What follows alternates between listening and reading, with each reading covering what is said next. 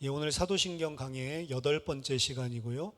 죄를 사하여 주시는 것, 우리가 믿는 내용 중에 죄를 사해 주신다라고 하는 이 부분 가지고 같이 하나님 말씀 나누도록 하겠습니다. 사도신경이 전체적으로 크게 두 파트로 나눠져 있는데 이미 구조에서 좀 말씀드렸죠. 성부 아버지 하나님과 그리고 성자 예수 그리스도, 이게 큰 한 파트고, 그리고 하나가 성령 하나님과 그리고 교회와 성도, 이게 이제 큰 두 번째 파트입니다. 성부 아버지 하나님과 성령 하나님은 짧게 한 문장씩 이렇게 고백을 하고 있고요. 그리고 성자 예수 그리스도와 그리고 교회 그리고 성도에 대해서는 좀 여러 가지 이야기들을 오히려 길게 서술하고 있습니다. 오늘부터 이제 볼 내용들은 이제 성도에 관한 부분인데, 죄를 사하여 주시는 것, 몸이 다시 사는 것, 그리고 영원히 사는 것을 믿습니다. 요 세 부분이죠. 그 중에 오늘 죄를 사하여 주시는 것, 요 부분만 같이 살펴보도록 하겠습니다. 이 죄를 사하여 주시는 것은 아까 전에 그 구도에 의하면 죄를 사하여 주시는 것, 몸이 다시 사는 것, 영원히 사는 것, 이 모든 것은 다 종말론적인 이야기를 하고 있는 겁니다. 마지막 이제 예수 그리스도께서 오실 때 일어날 일이죠. 아까 전에 앞에 부분, 첫 번째 파트 마지막 부분에서 성자 예수 그리스도께서 하시는 일이 산자와 죽은 자를 그곳으로부터 심판하러 오신다라고 이야기하는 종말론적인 고백을 마지막에 하고 있듯이, 이제 이 교회에 대해서, 성령에 대해서 이야기하는 것도 마지막 파트가 그때 예수님께서 다시 오실 때 일어날 일들, 어떤 일들이냐면 죄를 사해 주시는 것, 그리고 우리 몸이 다시 부활하는 것, 그리고 영원한 생명을 얻게 되는 것, 이 세 가지 종말에 대해서 이야기하고 있는 것입니다. 하나님께서 우리의 죄를 용서해 주시는 것을 우리는 믿습니다 라고 오늘 고백하고 있습니다. 아주 간단한 이야기지만 중요한 것은 과연 그러면 하나님께서 우리의 죄를 용서해 준다고 하시는데, 죄가 뭐냐라고 하는 게 기독교 신앙에서 가장 중요합니다. 왜냐하면 죄는 여러 가지로 불신자들도 생각하는 죄들이 존재하고 있죠. 일반적인 죄라고 하면 그냥 사회적인 설정법을 어기는 정도, 혹은 사회에서 같이 다른 사람과 더불어 살아가는 데 있어서 상호 간에 도덕주의적인, 윤리적인 잘못된 행동하는 것, 이러한 정도를 죄로 인식하고 있습니다. 그리고 그런 것들이 일반적으로 사람들이 상정하고 있는 죄입니다. 죄가 아닌 것이 아니죠. 그런 것들도 다 죄인데, 따라서 유대인들도 사실은 성경을 보면서 하나님께서 이렇게 해야 된다, 저렇게 해야 된다 이야기를 하고, 이렇게 하지 말라, 저렇게 하지 말라라고 이야기하는 것을 이러한 어떻게 보면 일반적인 죄의 관념 속에서 율법적으로 이해를 했습니다. 사실은 예수님께서 오셔서 그들이 생각하고 있는 이런 죄의 관에 대해서 상당히 강도 높게 비판을 하셨죠. 성경은, 그리고 그들이 보고 있는 모세의 율법이라고 하는 이 토라라고 하는 것은 사실은 하나님께서 인간을 구원해 내시고 살리기 위해서 주신 책입니다.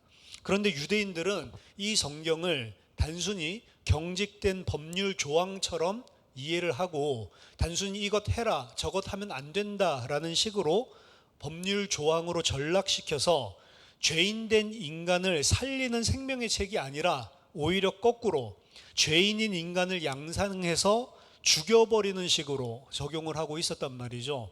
한편으로는 자기 자신들은 그 법을 지키기 때문에 죄인이 아니라고 생각을 하고, 그러한 죄를 어기는 자들은 죄인이라고 지적질하고 그들을 짓밟고 그들을 죽이는, 그래서 성경은 사실은 살리는 책인데 어떻게 보면 율법의 조항을 가지고 그들을 죽이는 기제로 사용하고 있었던 것입니다.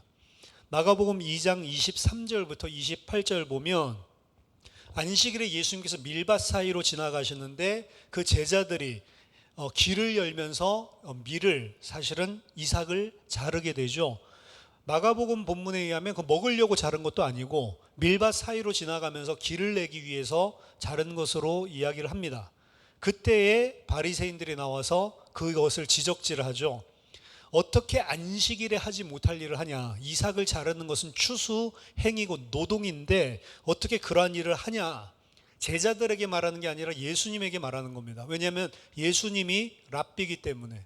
당신은 랍비가 되면서 당신을 따르는 제자들에게 왜 모세의 율법을 정확하게 가르치지 않고 있냐라고 지적을 하는 거죠. 그때 예수님께서 다윗도 시장할 때 자기의 부하들과 함께 제사장들이 먹을 수밖에 없는 진설병이겠죠. 성전에 들어가서 먹고 함께한 자들도 같이 나누어서 먹었다라고 하는 것을 성경에서 들은 적이 없냐라고 이야기하면서 안식일이라고 하는 율법조차도 사실은 사람이 안식을 하기 위해서, 사람을 위해서 준 것이지 안식일이 사람을 위해서 있는 게 아니다. 사람이 안식일을 위해서 있는 게 아니다. 그러니까 하나님이 주신 율법은 사람에게 생명을 주고 사람을 이롭게 하고 사람을 구원하시기 위해서 주신 것이지 그 자체가 중요한 게 아니다라고 지적을 하고 있습니다.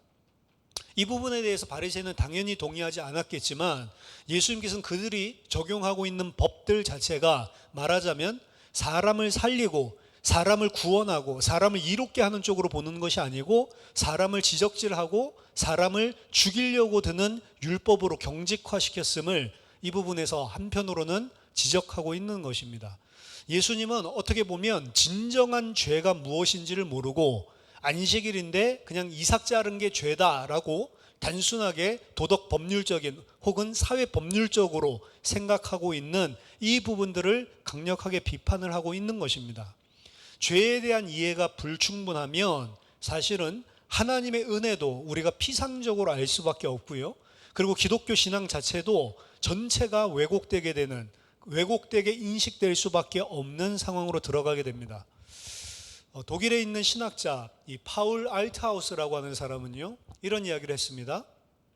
기독교의 죄 이해에 대해서 이 사람은 뭐라고 이야기했냐면 인간이 죄를 행하기 때문에 죄인인 것이 아니다.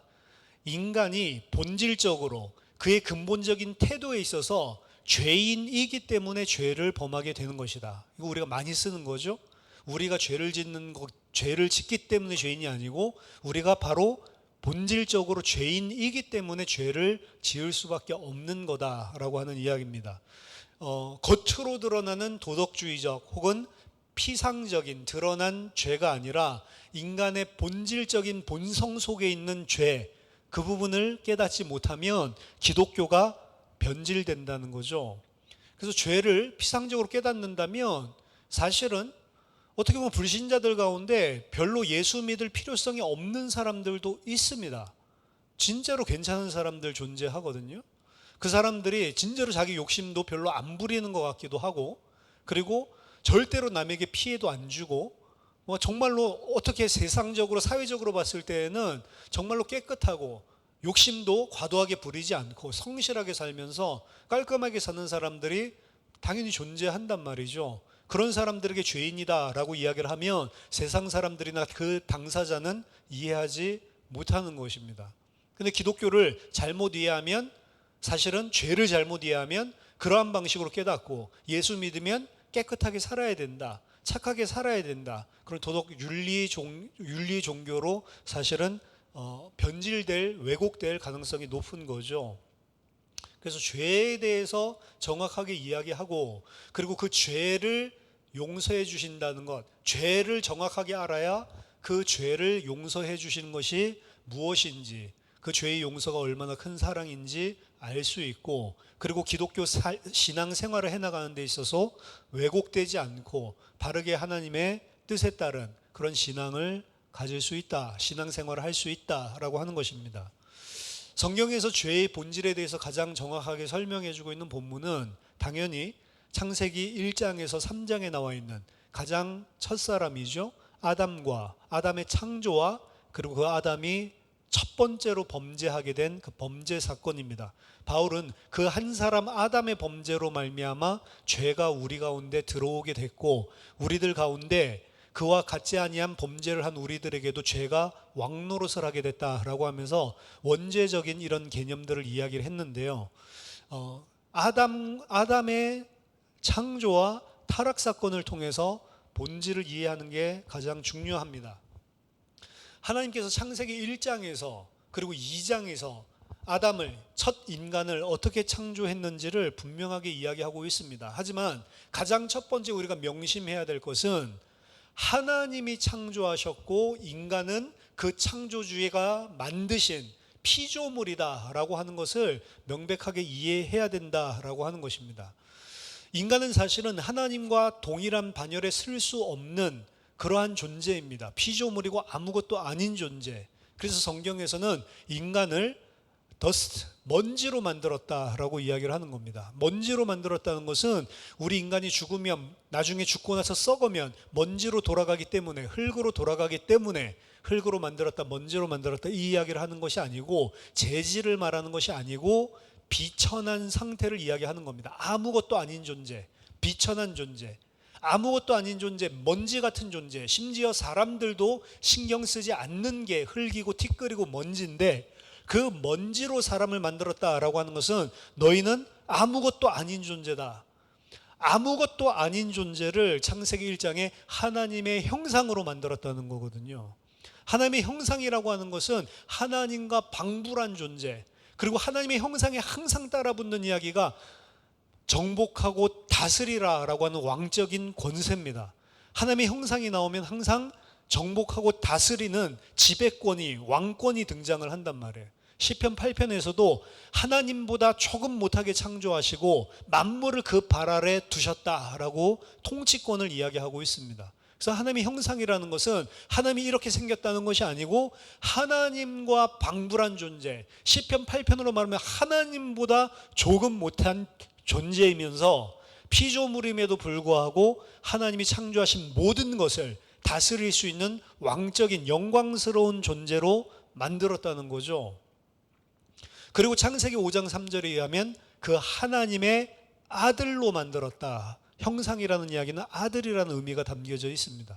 그래서 인간은 모든 피조물들을 창조하시고 그 생명을 가지고 있는, 살아서 기식하고 움직일 수 있는 존재를 만들었지만 인간만 특별하게 하나님의 형상으로 하나님을 대신해서 모든 것을 통치할 수 있는 하나님을 대신하는 대리왕으로, 그리고 하나님의 아들로 특별하게 창조하신 은혜를 베풀어 주셨다라고 창조에 대해서 이야기를 합니다. 그리고 하나님께서 이 아무것도 아닌 존재를 그 위치까지, 그 반열에까지 올려주셨기 때문에 이에 대한 당연한 인간의 반응은 하나님께 감사하고, 내가 아무것도 아닌 존재인데 이러한 은혜와 사랑을 베풀어 주신 하나님을 사랑하고, 그리고 감사하고, 사실은 그 앞에 서면 하나님께 감사할 것밖에 없는 것입니다. 그리고 그 감사, 그리고 자신이 아무것도 아닌 존재인데도 불구하고 은혜를 받은 존재다라고 하는 그 사람의 행위로 당연히 나올 수밖에 없는 게 성경은 순종이다라고 이야기하는 거예요. 하나님이 계시고, 그리고 하나님께서 인간을 거의 하나님의 반열로 올려놨지만 인간은 그 하나님께, 하나님 저는 피조물입니다. 당신만이 창조주고 하나님입니다. 이 관계를 유지하는 걸 보고 생명이라고 이야기하는 거고요. 그게 복이 있다라고 이야기를 하는 거고, 그 상태가 하나님 보시기에 좋았다라고 이야기하는 겁니다. 그 좋았다라고 이야기하는 게 토브거든요. 좋았다의 다른 말은, 다른 번역은 선하다라고 하는 거예요. 선한 상태, 인간의 선한 상태가 어떤 상태냐? 하나님이 창조주고 내가 피조물이고 그 하나님의 은혜와 사랑을 내가 깨달아서 하나님께 전적으로 무릎 꿇고 감사할 수밖에 없는 상태, 그 상태에 있는 게 선한 상태고, 그 상태가 하나님 보시기에 좋았더라의 상태이고 복받은 상태이고, 그 상태가 질서의 상태란 말이죠. 그 상태에 있으면 인간은 하나님께서 주신 대리 통치권자로 만물을 다스리는, 하나님과 방불한 권세와 영광을 가지고 이 땅을, 우주 만물을 통치하는 존재로 하나님께서 창조하신 것입니다.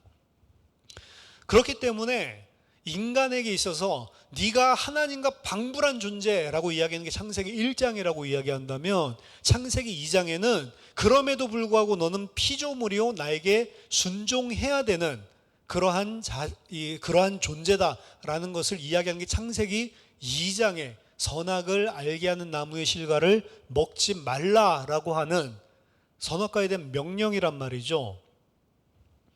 인간의 범죄라고 하는 것은 사실은 다른 것이 아닙니다.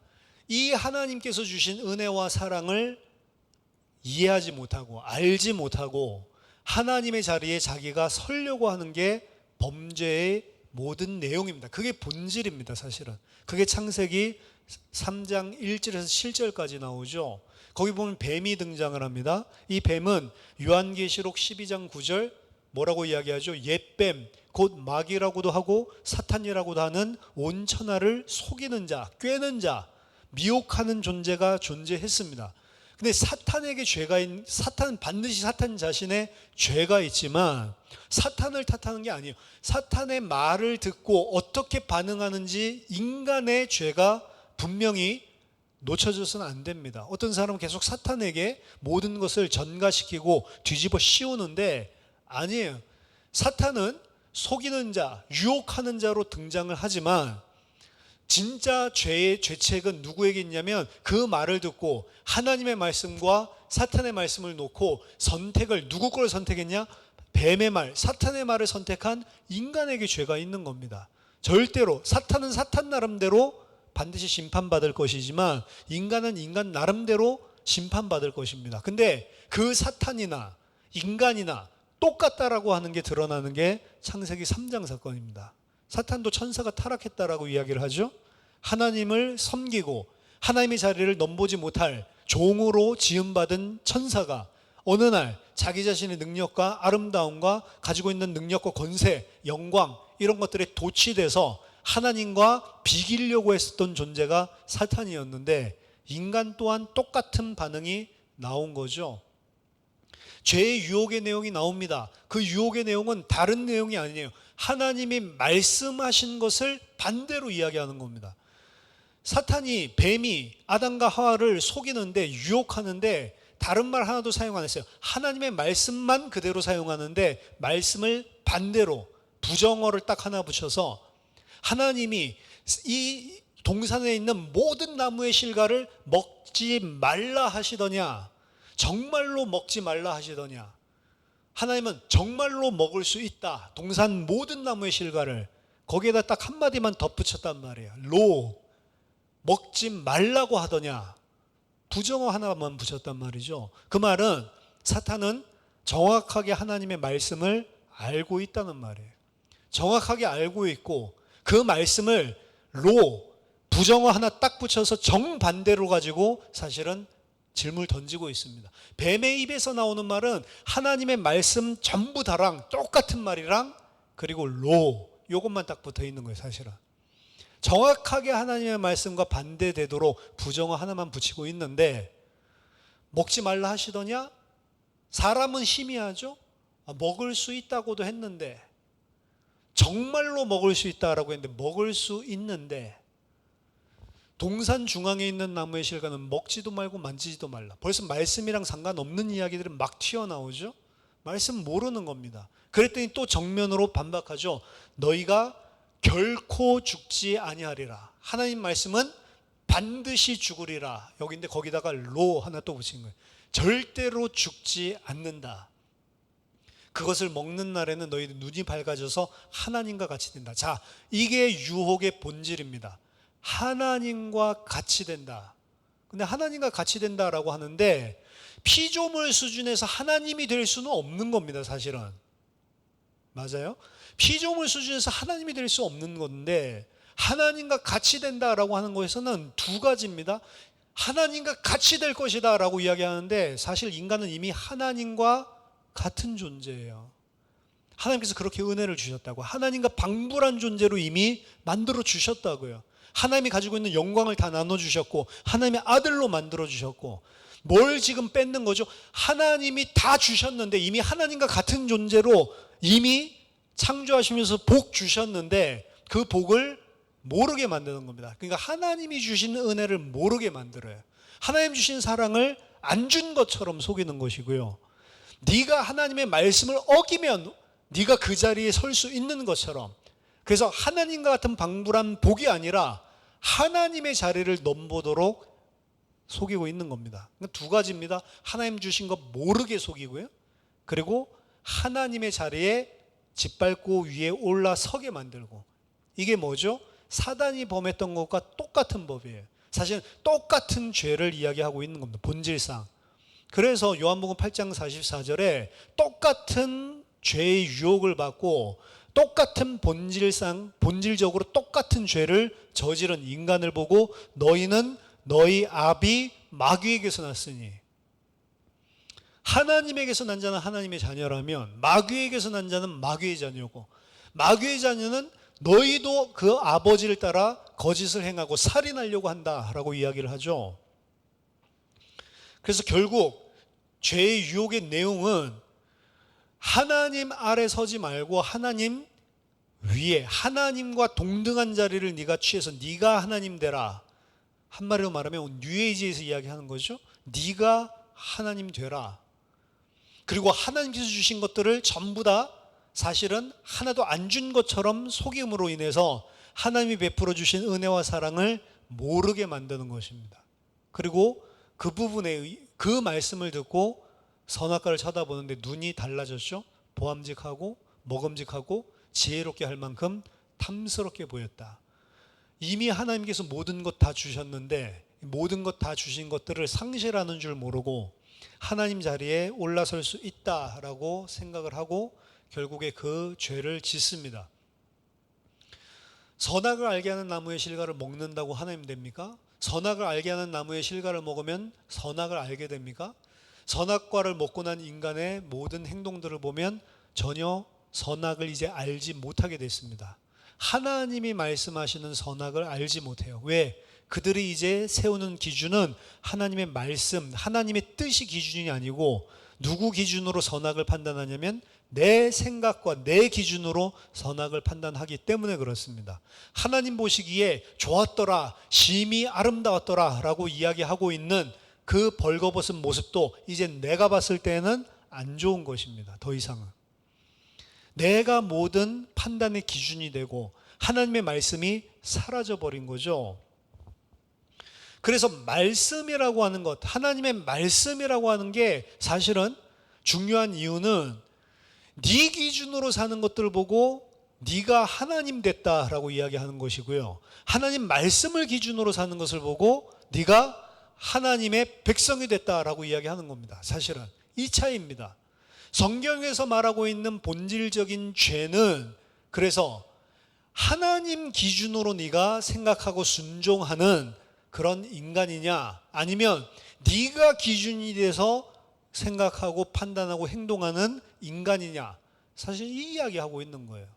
근데 문제는 이 창세기 3장에서 죄를 범하고 난 이후에 인간에게 죄의 결과가 생겼는데 그 죄의 결과 중에 가장 치명적인 것이 뭐냐? 다른 게 아니고 하나님과의 관계가 단절된 것입니다.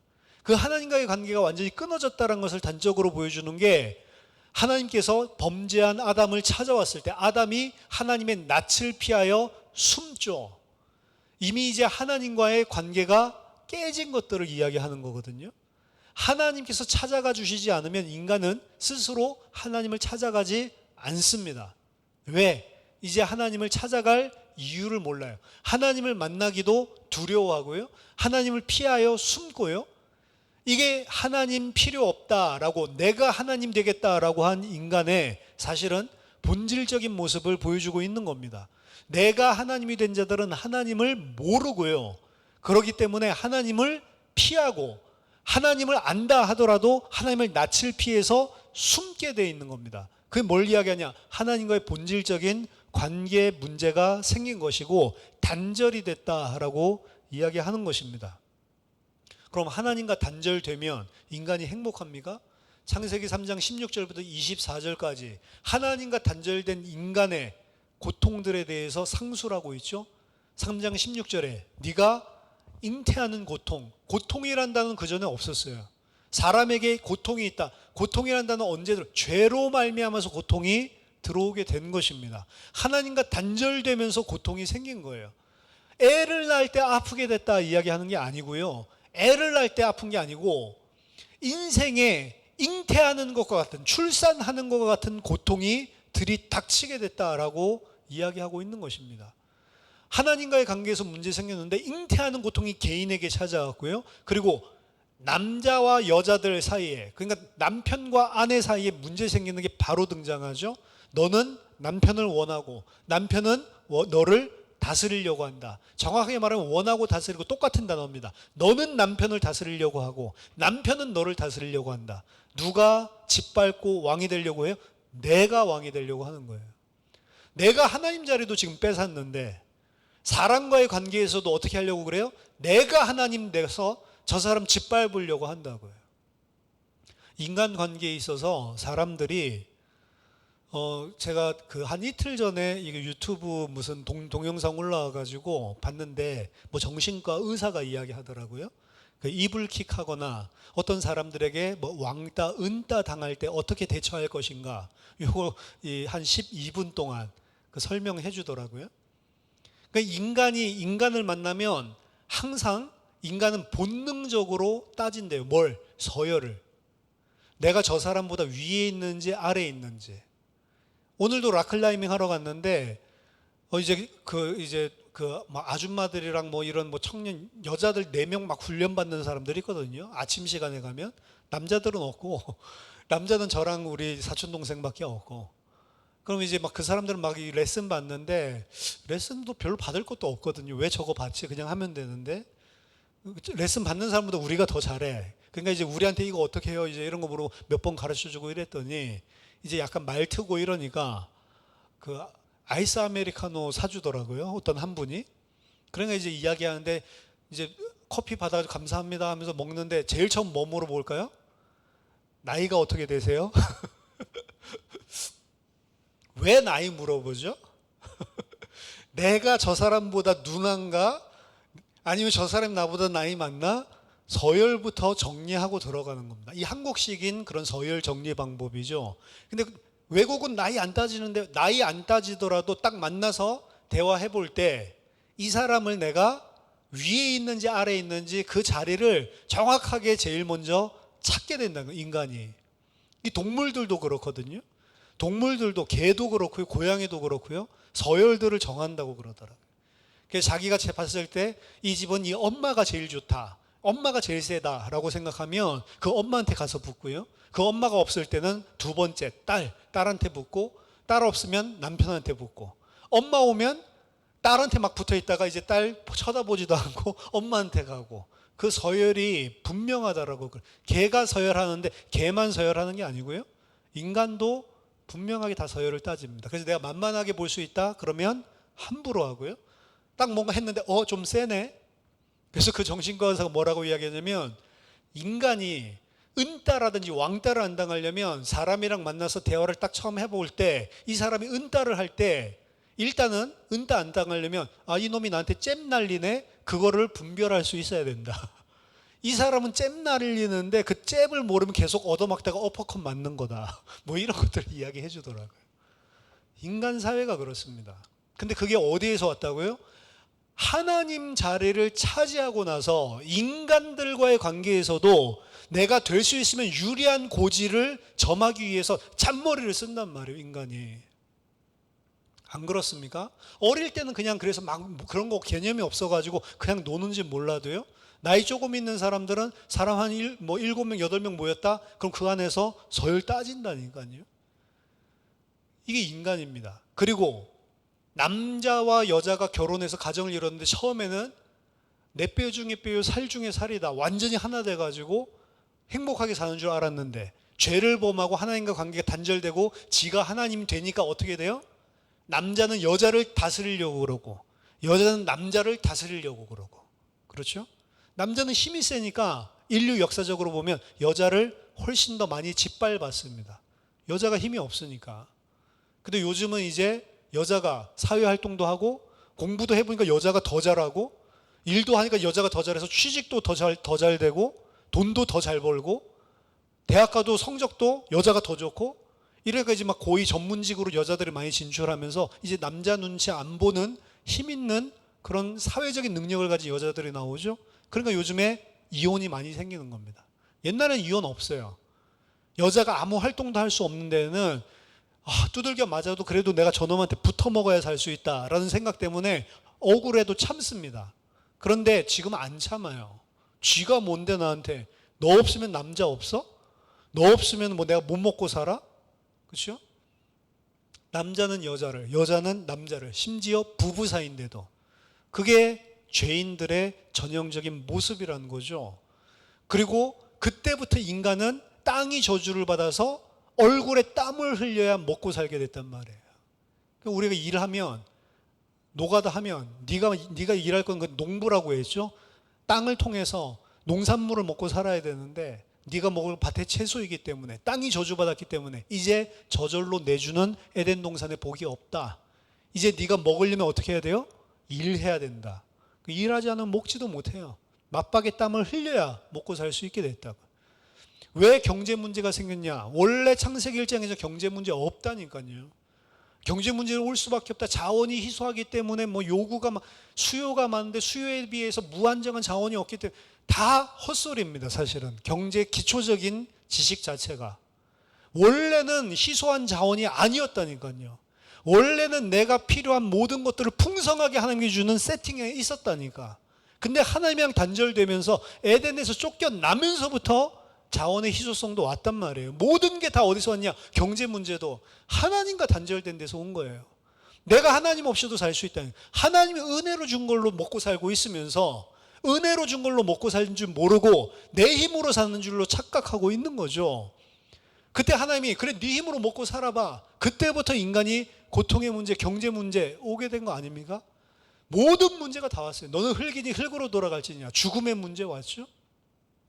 그리고 여자 이름을 지어주죠. 하와. 이것도 짐승 취급하는 건데 그 하와가 모든 산자의 어미래요. 이제 아담 하와 뿐만이 아니고 모든 산자의 어미가 누구냐? 짐승된 하와란 말이에요. 짐승이 원래 이름 지어주는 거란 말이에요. 누구를 자기 아내를 이제 짐승 취급해서 이름을 지어줬다고. 원래는 이름 안 지어줬습니다. 근데 그 상태에 있는 하와가 모든 살아있는 자의 어머니래요. 무슨 말이죠? 이 땅의 모든 후손들은 하와의 형상을 가지고 태어나는 겁니다. 아담의 형상을 가지고 태어나는 거예요. 말하자면 이 저주받은 상태로. 그래서 아담에게 일어난 에피소드를 이야기하고 있지만 사실은 이 아담은 아담 이야기하는 게 아닙니다. 전 옛날에 억울했다니까요. 내가 선악과를 먹어봤으면 뭘 했어? 왜 나한테 뭐라고 그래? 언제 들을 때마다 열받죠? 진짜로 이거 무슨 연자제 같이 내가 먹어보지도 않고 내가 먹었을 때 뭐라고 하든지 되게 이거는 불합리하다라고 생각을 했는데 불합리한 게 아니고 아담의 원래 뜻이 뭐라고요? 맨이라고요. 맨. 사람, 인간. 아담이라고 하는 한 에피소드, 역사적인 사실이냐 아니냐 이야기하는데 역사적인 사실이겠죠. 역사적인 사실이라도 괜찮고 아니어도 괜찮고 중요한 건 뭐냐면 이게 뭐 역사다 아니다 막 싸우는데 그거 증명할 사람도 없고요.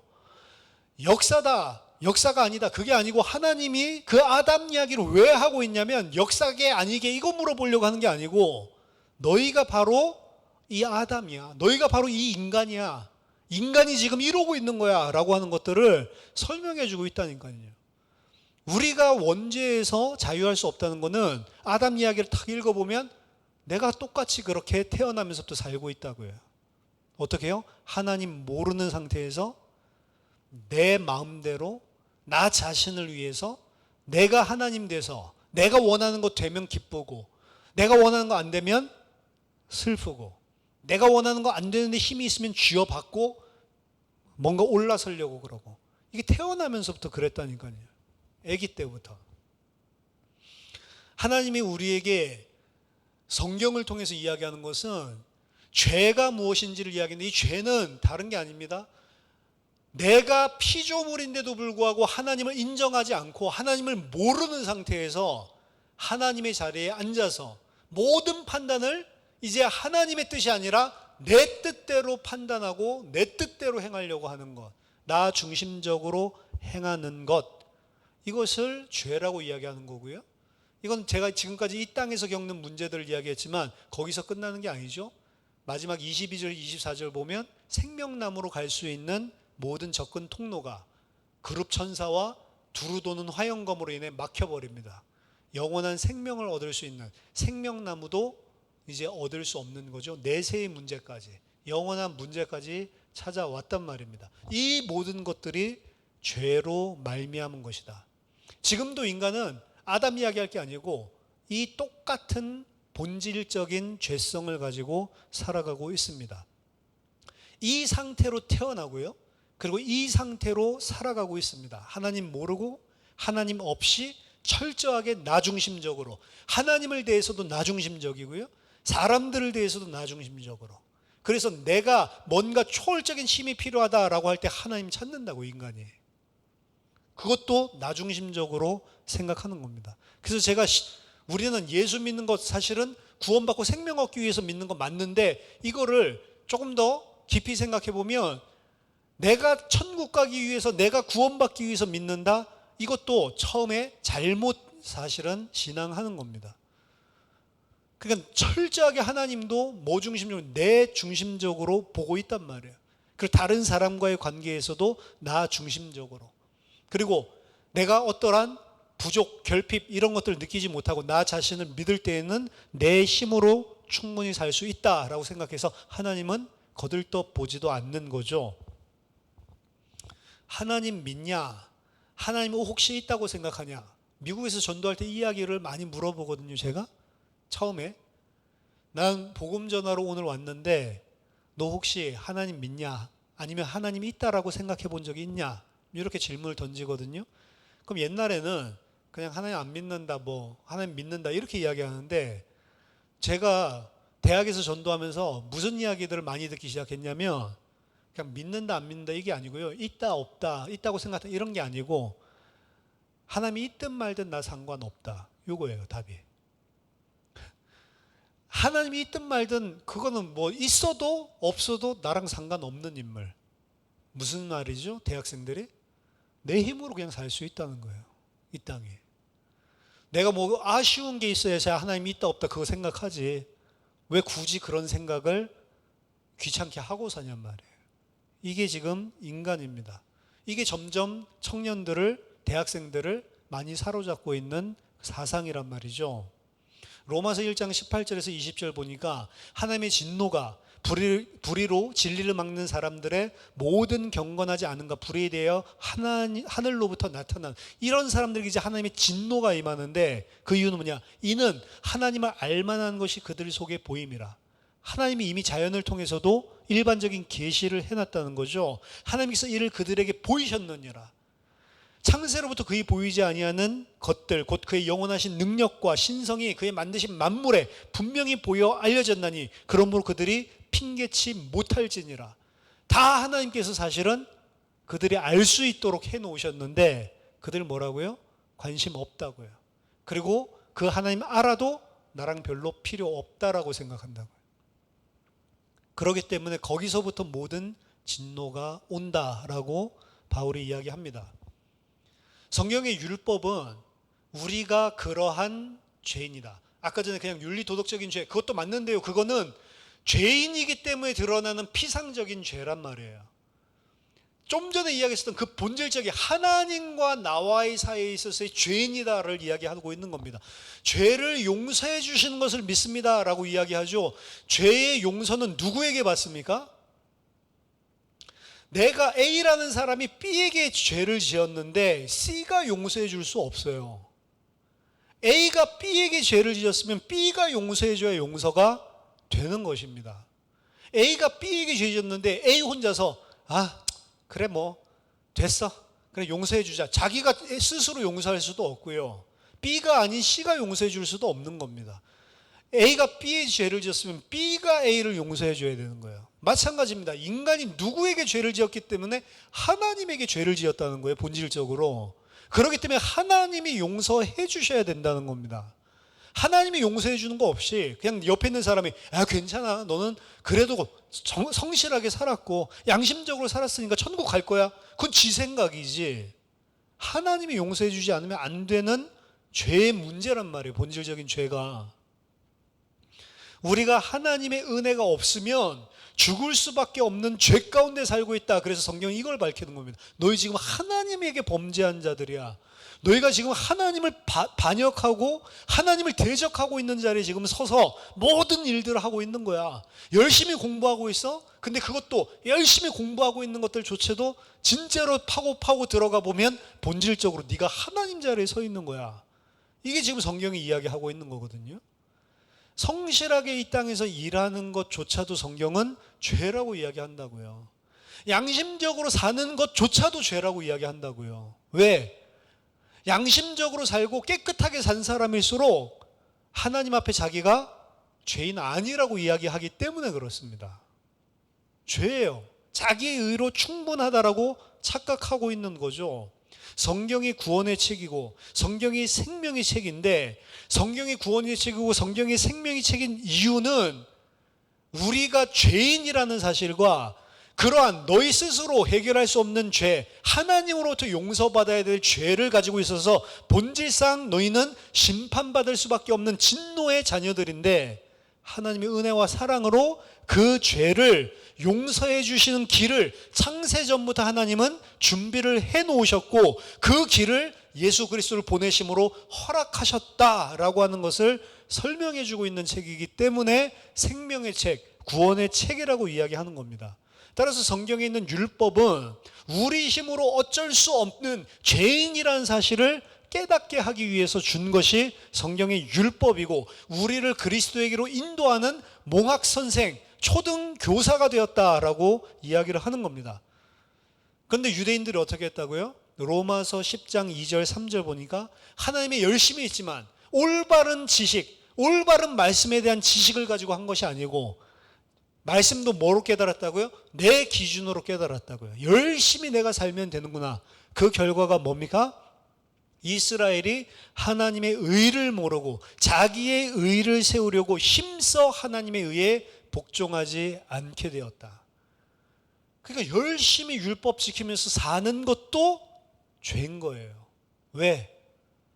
성경에서 하나님의 뜻을 모르고 내 뜻대로 지금 생각하고 성경 보고 있으니까. 성경 많이 읽는다고 구원받습니까? 아니라니까요. 어떤 사람은 뭐 말세에 핍박 시대가 오면 성경 없어질지 모른다고 창세기 1장 1절부터 계시록 22장 다 외우는 사람도 있더라고요. 미친 거죠?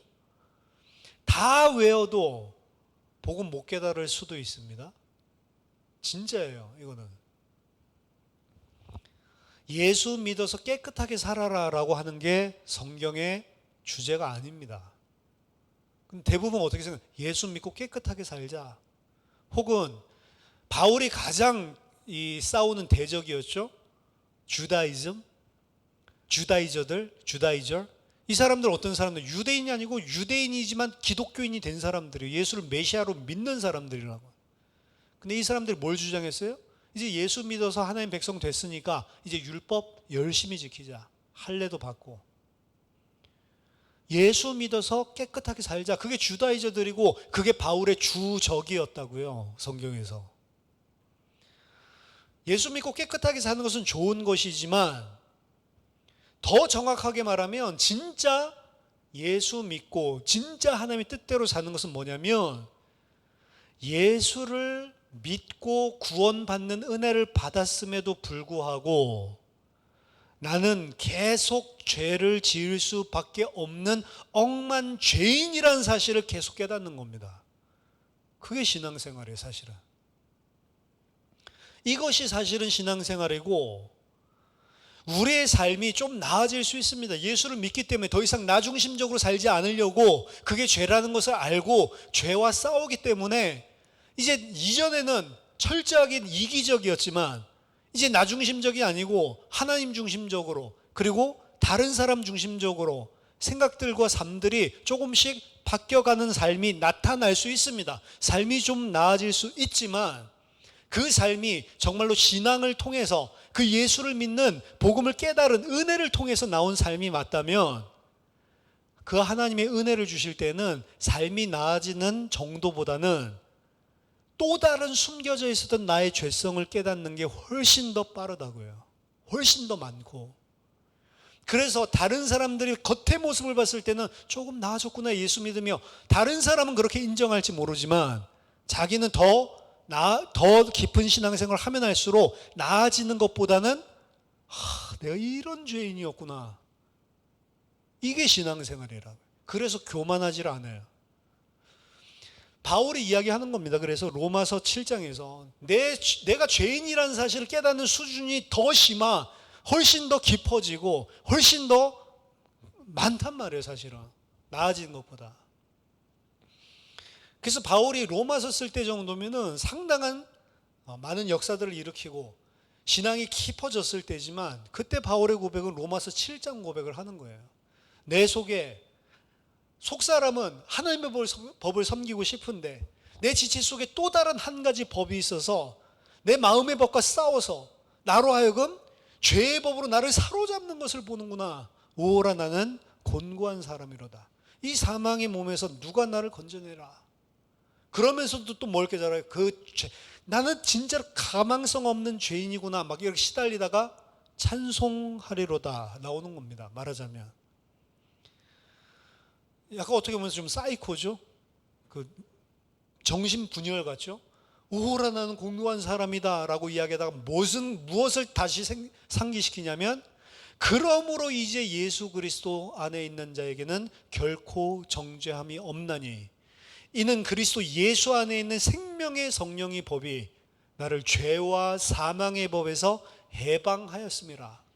그러므로 율법이 육신으로 말미암아 연약하여 할 수 없는 그것을 하나님께서 하실 수 있는데, 그건 어떻게 하는 거예요?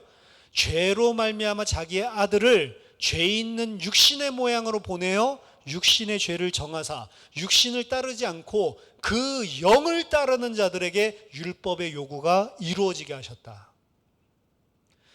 육신을 따르는 자는 어떻게 한다고요? 율법의 요구를 이루기 위해서 죄인이 안 되고 의인된 삶을 살기 위해서 열심히 애를 쓰는데 뭐라고요? 결과는 안 된다라는 것을 발견한 것입니다. 그래서 하나님이 예수 그리스도를 죄의 몸으로 이 땅에 보내셔서 인간이 율법으로는 육신으로 할 수 없는 그것을 그 아들에게 담당시키셔서 그 죄를 정하게 하는 방법을 하시고, 그러한 하나님의 율법이 아닌 인간의 육신으로 말미암는 것이 아닌 영으로 말미암는 그 법을 따르는 자들로 하여금 하나님의 의가 되게 하셨다라고 이야기를 하는 겁니다. 디모데전서도 마찬가지죠. 바울이 투옥돼서 죽기 전에 마지막 쓴 게 디모데 전후서입니다. 거기서도 1장 15절에 이야기하죠. 나는 죄인 중에 괴수다. 나에게 무엇인가 의로운 삶이 나온다라고 한다면 바울은 고백합니다. 고린도전서 15장 20절. 그러나 내가 나된 것은 내가 나됐다라고 하는 것은 사도로서 열심히 살았던 삶을 이야기하는 거예요. 그러나 내가 나된 것은 하나님의 은혜로 된 것이니 내게 주신 그의 은혜가 헛되지 아니하여 내가 모든 사도보다 더 많이 수고하였지만 내가 한 것이 아니요 오직 나와 함께 하신 하나님의 은혜가 하신 것이다. 그래서 하나님 앞에 그 어떠한 나의 의도 들고 가지 못하게 하는 것입니다. 이게 어디에 자리에 있는 거냐면 철저하게 하나님 은혜 없이는 나는 살 수 없는 자입니다 라는 자리로 가는 것이고, 그 자리가 어디 자리예요? 창세기 1장 2장에서 원래 인간의 자리란 말이에요. 나는 하나님의 은혜로밖에는 살 수 없는 자인데 하나님이 그 은혜를 주신 자리, 그 자리로 들어가는 것입니다. 그것을 보고 성경은 생명복 이렇게 이야기하는 거예요. 창세기 1장에 생명복, 하나님 보시기에 좋았더라, 선한 것. 선한 것은 뭐죠? 내가 깨끗하게 잘 사는 삶, 도덕적인 것들을 무시하라는 거냐, 그 말이 아니고 진짜 선한 것은 뭐냐? 하나님의 은혜로만 살 수 있는 자입니다 라고 하는 것을, 그 자리를 지키는 것을 보고 선하다라고 이야기하는 거란 말이에요.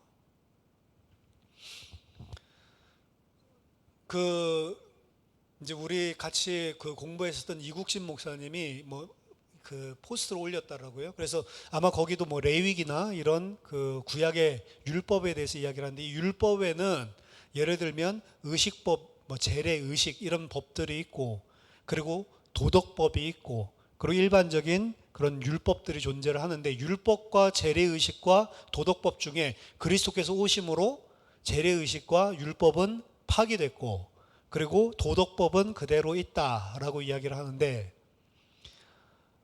그 도덕법은 그대로 있다라고 이야기하는 것들에 있어서 이제 같이 공부했었던 웨스트민스터 목사님들 두 분이 글을 다셨는데 둘 다 의미 있습니다. 한 가지는 보이트리스 교수가 우리 수업할 때 가르쳐줬던 내용을 상기시키면서, 하지만 재의식, 재래의식, 율법, 도덕법, 이것이 명확하게 수학처럼 구분되냐, 구분을 명확하게 해낼 수 있냐, 이게 상당히 모호하다. 사실은 이 부분 하나랑, 다른 한 분 박덕준 교수님이 또 지적을 하셨는데 뭐라고 하냐면, 그럼 그 도덕법은 유효하다라고 할 때 그 도덕법이 어떻게 유효한가, 이 부분도 고민해야 합니다. 도덕법이 그냥 도덕법, 옛날에 있었던 그대로 도덕 윤리적인 그 법으로 유효한 것인지, 아니면 그리스도 안에서 종말론적으로 보는, 구속사적으로 보는 도덕법이 유효한 것인지, 저는 그 질문이, 그 이야기가 맞다라고 생각하거든요. 이 도덕법도 그리스도 안에 구속사적으로 유효하게 우리들이 재해석을 해야지, 그냥 깨끗하게 이제 잘 살자, 이게 유효한 것이다, 이렇게 봐버리면 또 다른 종교로 변질될 가능성이 높단 말이에요. 사실은 오늘 이야기하고 있는 부분은 사실은 죄의 용서에 대한 부분도 그 부분을 제가 이야기를 하고 있는 것입니다. 모든 사람이 죄를 범하였으며 하나님의 영광에 이르지 못하더니, 로마서 3장 23절 24절에 뭐라고 이야기죠? 그리스도 예수 안에 있는 속량으로 말미암아 하나님의 은혜로 값 없이 의롭다 하심을 얻은 자 되었느니라. 근데 값 없이 의롭다 하심을 얻은 자 되게 하신 이유가 뭐냐? 로마서 3장 27절 28절에 그런즉 자랑할 때가 어디 있을 수가 있느냐? 무슨 법으로나 행위로냐? 아니라 오직 믿음의 법으로라. 그러므로 사람이 의롭다 하심을 얻는 것은 율법의 행위에서 있지 않고 믿음으로만 되는 줄 우리가 인정하노라. 자, 성경에서 이야기하고 있는 모든 것들, 사실은 우리가 죄인임을 이야기하고 있고요. 그리고 그 죄는 너희 힘으로는 해결할 수 없다. 하나님의 은혜로만 해결되어지는 거다. 근데 그 죄를 해결하지 않으면 하나님과 단절된 상태고, 하나님은 거룩하신 분이기 때문에 절대로 너희와 함께 있을 수 없는 죽음의 상태, 그 가운데 빠져 있는 것이고, 그 가운데 있는 자들은 자기 자신 하나님 모르기 때문에, 하나님 없기 때문에 모든 행하는 것이 다 죄다. 사실은 이 이야기를 하고 있는 것이고요. 하나님의 은혜로만 그 죄가 사함받을 수 있는데, 그 사하는 방법이 뭐냐? 하나님 보내주신 그리스도의 대속이다. 그 대속에 너희가 믿음으로 연합해야지만, 너희 자신의 의가 아니고 그분의 의를 의지해야지만 너희들이 살 수 있다라고 하는 것을 이야기하는 겁니다. 그래서 우리를 어떤 자리로 계속 하나님은 구원을 이루어가면서 끌고 가고 있냐면, 나는 아무것도 아닙니다. 하나님의 은혜가 필요합니다. 전적으로 하나님에게 나은 모든 것을 의지해서 살아야 되는 피조물입니다. 그 자리로 가는 것이고, 그 피조물로 자리로 갔을 때 하나님은, 그래 이 자식 이제 깨달았냐? 너 피조물이야, 먼지 자식, 이렇게 하는 게 아니고 우리 어떻게 한다고요? 아니야, 너는 내 아들이야 라고 그리스도와 방불한 자리를 허락해 주신다고요.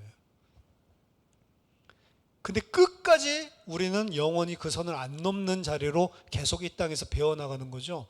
그래서 나를 부인하게 만드는 겁니다. 나 중심적으로 내가 하나님에 대해서 살았던 사람을, 복음과 신앙은 나를 죽이고 나를 부정하게 만드는 거예요. 사실은 내 의도 부정하는 겁니다. 내가 깨끗하게 사는 것도 내 의가 아니고 은혜로 된 것입니다. 나를 완전히 부인하고 나에 대한 크레딧이 없게, 공헌이 없게만, 내가 쌓을 공덕은 하나도 없다, 여기로 몰고 가는 겁니다. 근데 인간은 어때요? 죄성이 있어서 은혜로 했다라고 하지 않고 내가 했다라고 생각합니다. 사실은. 그래서 이 교만은 오히려 부족한 사람보다는 잘하는 사람이 있어요. 부족한 사람은 세리와 그런 창기들처럼, 세리는 어떻게 했죠?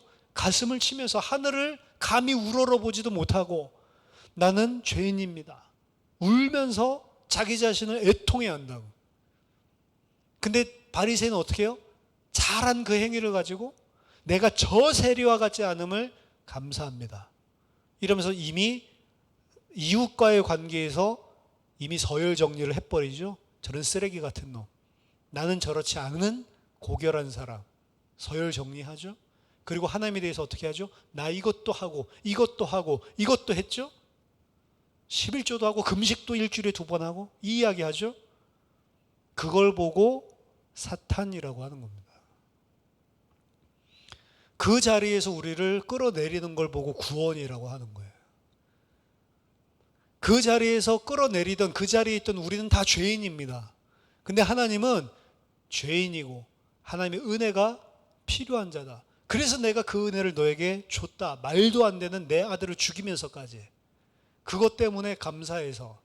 그래서 어느 방향으로 가냐면 나의 모든 의와 나의 모든 가능성과 내가 하나님께 설 수 있는 것들이 나에게 조금도 있지 않음을 나를 완전히 부인하는 쪽으로 끌고 간다고요. 그래서 믿음의 정수, 그리고 믿음의 시작은, 믿음의 시작도 여기서 시작되는 거고요. 완전하지는 않지만, 그리고 믿음의 완성도 이 자리를 가는 겁니다. 갈라디아서 2장 20절로 가는 거예요. 내가 그리스도와 함께 십자가에 못 박혔나니 그런즉 이제 내가 사는 것이 아니요 오직 내 안에 그리스도께서 사신 것이라. 이제 내가 육체 가운데 사는 것은 나를 사랑하사 나를 위하여 자기 자신을 버리신 하나님의 아들을 믿는 믿음 안에서 사는 것이라. 내가 하나님의 은혜를 패하지 아니하노니 만일 의롭게 되는 것이 율법으로 말미암았으면 그리스도께서 헛되이 죽으셨느니라. 전적으로 하나님의 용서해 주심, 그리스도를 통해 용서해 주심으로만 구원받는다라는 거죠.